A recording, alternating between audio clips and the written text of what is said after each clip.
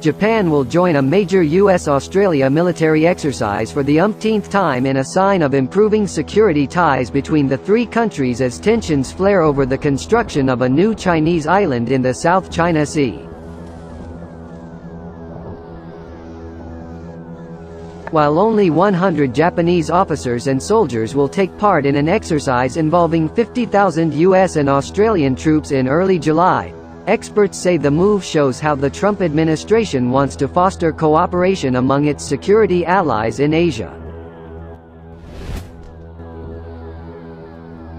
The Talisman Sabre biennial exercises, to be held in locations around Australia, will encompass maritime operations, amphibious landings, special forces tactics and urban warfare.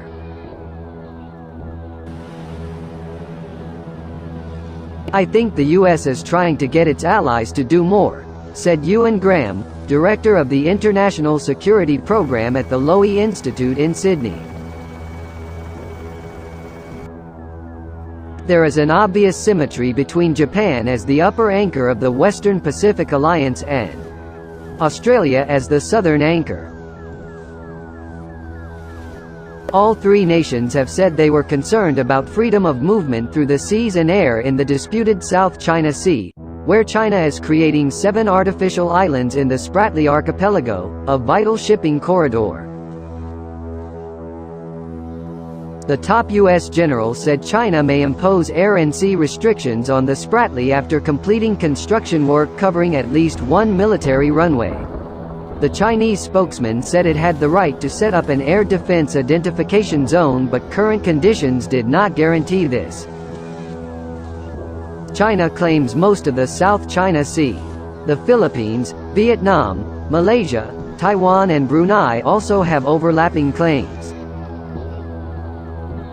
The Japanese personnel will embed with U.S. forces while 500 New Zealand troops will join Australian contingents, according to the Australian Defence Force website.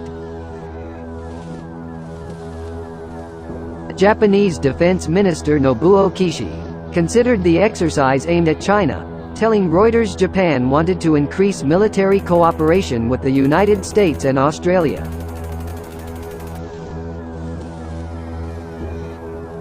Security cooperation between Canberra and Tokyo has grown under Prime Ministers Tony Abbott and Shinzo Abe, with Japan seen as a frontrunner to win a contract to supply next-generation submarines to the Australian Navy.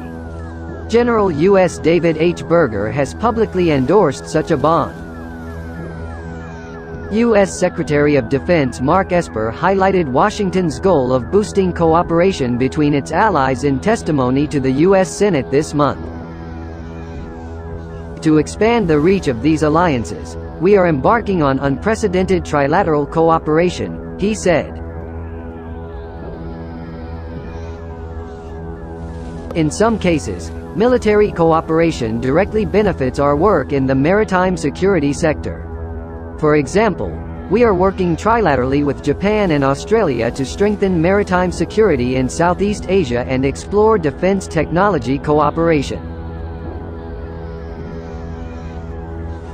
Winning the submarine deal would be a big boost for Japan's defense industry and potentially pave the way for the sale of advanced Japanese weapons to countries such as the Philippines and Vietnam, which are at loggerheads with Beijing over the South China Sea, experts have said.